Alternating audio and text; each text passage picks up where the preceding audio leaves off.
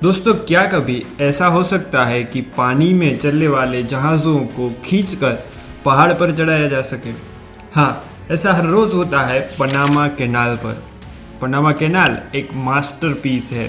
Panama canal engineering का एक अजूबा है। लेकिन पनामा कैनाल का इतिहास अपने अंदर बहुत सारी कहानियां छुपाए बैठा है। आज की इस इंटरेस्टिंग वीडियो में हम जानेंगे कि कैसे पनामा कैनाल को बनाया गया और क्यों पनामा कैनाल को बनाते वक्त 21,000 मजदूरों को अपनी जान गंवानी पड़ी। और तो और क्यों एक इंजीनियर ने इस कैनाल को बनाने के लिए एक पूरे के पूरे देश को आज़ादी दिलवाई। तो आज की इस इंटरेस्टिंग वीडियो को आखिर तक ज़रूर से देखिएगा, और अगर आपको ये वीडियो पसंद आए तो हमारी चैनल को सब्सक्राइब ज़रूर से कीजिएगा।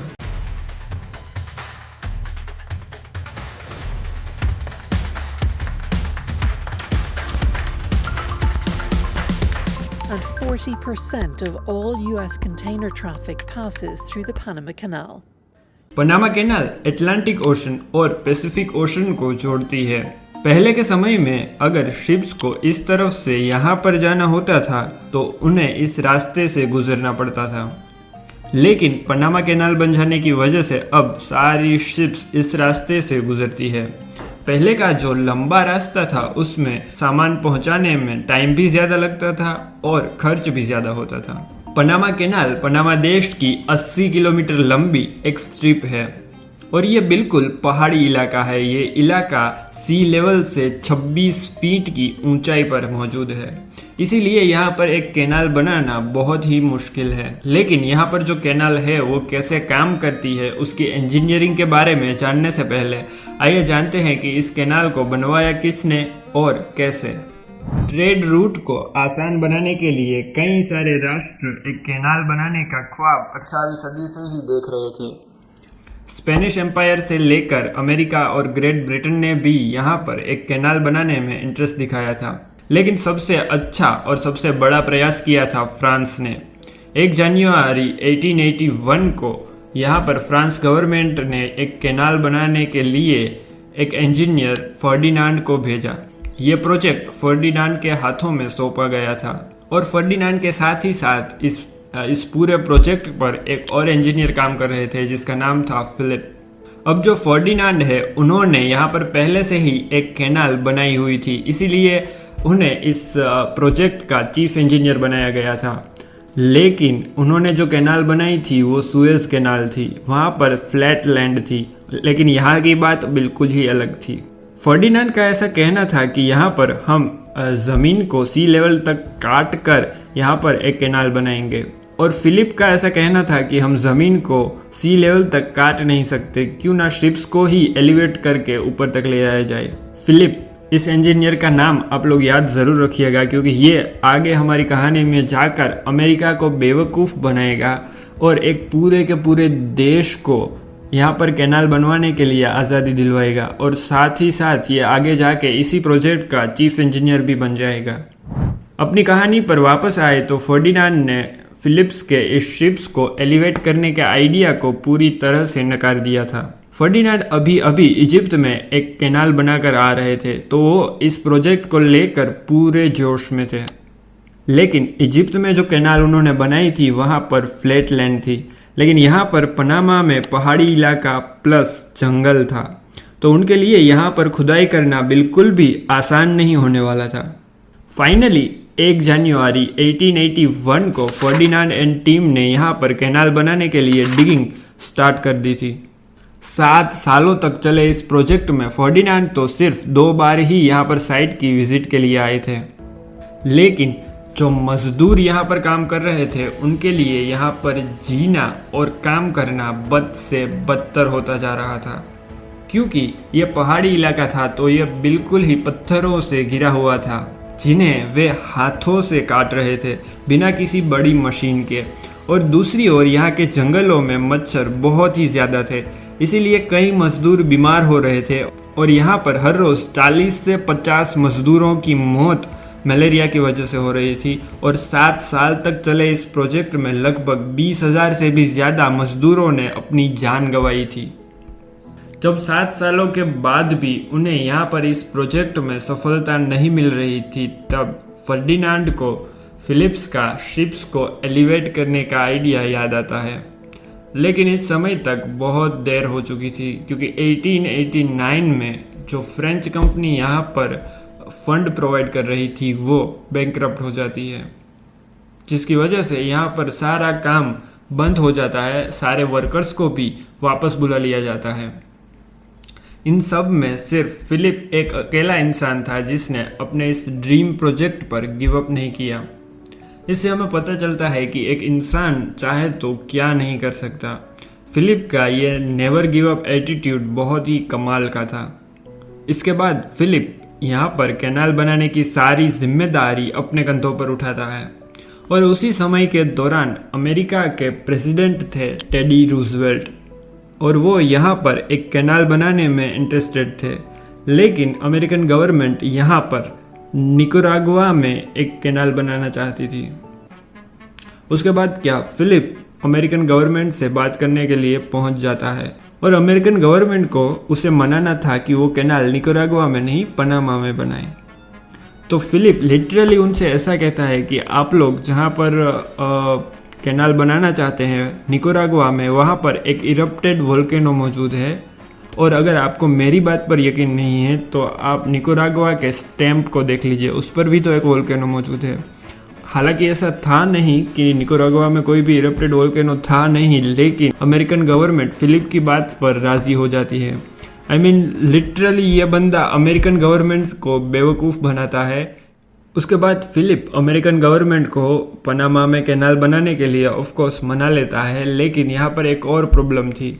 उस समय पर जो पनामा देश है वो इंडिपेंडेंट नहीं था, वो कोलंबियन एम्पायर के अंडर में आता था। तो इसीलिए अमेरिकन गवर्नमेंट का ऐसा कहना था कि कोलंबिया अगर उन्हें परमिशन देता है तो ही वो यहाँ पर एक कैनाल बना पाएंगे। And the one another time Philip the one man army पहुंच जाता है पनामा के लोगों के पास।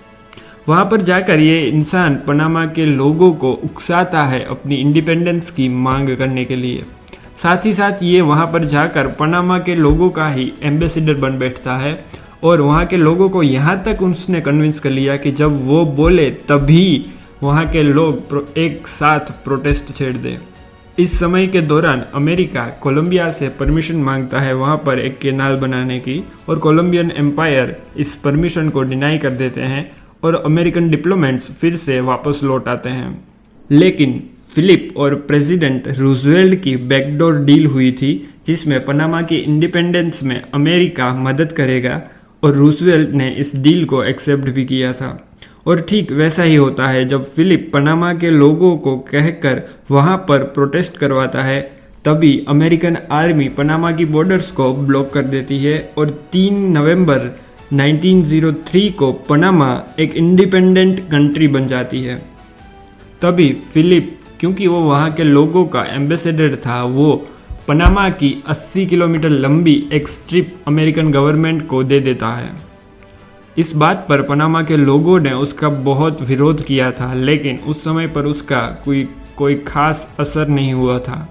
और उसके बाद यहाँ पर द मार्वेल ऑफ इंजीनियरिंग को बनाने की शुरुआत होती है और फिलिप इस प्रोजेक्ट का हेड इंजीनियर था और वो शिप्स को एलिवेट करने का अपना मास्टर प्लान शुरू करता है। पहले यहाँ पर पहाड़ को काट कर एक कैनाल बनाई जाने वाली थी, लेकिन इस बार यहाँ पर लॉक सिस्टम्स का उपयोग किया जाने वाला था। यहाँ पर इस तरह के लॉक्स बनाए गए थे, हर तरफ 3-3 लॉक लगाए गए थे। जैसे ही कोई शिप पहले गेट के अंदर आती है तब गेट को बंद करके वाटर लेवल्स को बढ़ाया जाता है। इन वाटर लेवल्स को दूसरे गेट के समान बना दिया जाता है। यहाँ पर वाटर लेवल्स को कम ज़्यादा करने के लिए कैनाल के साइड्स में ही पानी स्टोर किया जाता है। इसी तरीके से दूसरे में पानी वाटर लेवल्स को बढ़ाया जाता है और तीसरे के समान बना दिया जाता है और तीसरे गेट को पार करके शिप पहुंचती है गटून लेक में। यह 80 किलोमीटर लंबी एक आर्टिफिशियल लेक है, इसमें शिप आसानी से निकल जाती है। यहाँ पर इन तीनों गेट्स के ज़रिए शिप टोटल 26 फीट ऊपर उठती है। इन गेट्स में शिप अगर अपना इंजन स्टार्ट करके चलेगी तो वो कैनाल को ही तोड़ देगी। इसीलिए यहाँ पर साइड्स में ऐसे छोटे छोटे इंजन्स लगे हुए हैं जो शिप्स को खींचकर गटून लेक तक ले जाते हैं। लेक की दूसरी ओर भी यही प्रोसेस होती है, लेकिन रिवर्स में। वहाँ पर शिप को नीचे उतारा जाता है और आखिरकार 1914 में यह अजूबा बनकर तैयार हो जाता है। अमेरिकन गवर्नमेंट इस कैनाल को हैंडल कर रही थी और फिलिप, जिसने इतनी लंबी राजनीति खेल कर ही अपना ये ड्रीम प्रोजेक्ट कंप्लीट किया था, वो भी अपना पेमेंट लेकर कहीं पर वेकेशन मना रहा होगा। ऐसे में सब कुछ सही चल रहा था, लेकिन ऐसे में पनामा के लोगों को लगता है कि उन्हें बेवकूफ़ बनाया गया है। जो कि बनाया गया था उनका फ़ायदे के लिए बिल्कुल से ही इस्तेमाल किया गया था। इसीलिए पनामा के लोग यहाँ पर प्रोटेस्ट छेड़ देते हैं और पनामा के लोगों ने यहाँ पर अमेरिका के खिलाफ कई सालों तक प्रोटेस्ट किए और आखिरकार 31 दिसंबर 1999 को अमेरिका ने इस कैनाल को पनामा की अथॉरिटीज़ को दे दिया और ये ट्रीटी साइन हुई थी। क्योंकि पनामा के पास अपनी कोई आर्मी नहीं है, तो कभी भी अगर कैनाल की सिक्योरिटी को कोई थ्रेट होता है तो अमेरिका अपनी आर्मी यहाँ पर भेजेगा। अमेरिका ने यहाँ पर रहकर कई सालों तक बहुत सारा पैसा ज़रूर से छापा होगा, ये बात तो साफ है। क्योंकि आज के दिन में भी अगर यहाँ पर से कोई शिप अपना सामान लेकर गुजरती है तो पर कंटेनर $19 के हिसाब से एक एवरेज साइज की शिप के पास से 3 करोड़ रुपए कलेक्ट किए जाते हैं। खैर, यही थी पनामा कैनाल बनने की पूरी कहानी। आपको वीडियो पसंद आई हो तो हमारे चैनल को लाइक और सब्सक्राइब ज़रूर से कीजिएगा। और इस पूरी कहानी में पता है, मुझे फिलिप का नेवर गिव अप एटीट्यूड बहुत ही पसंद आया। खैर, अगर आप ऐसी ही और वीडियोस देखना चाहते हैं तो हमारे चैनल को बिना भूले सब्सक्राइब ज़रूर कीजिएगा और हमारे चैनल की और भी वीडियोस को ज़रूर से सपोर्ट कीजिएगा। और इस वीडियो में आपको क्या पसंद नहीं आया ये भी हमें कमेंट में ज़रूर बताइएगा ताकि हम इम्प्रोवाइज़ कर सकें।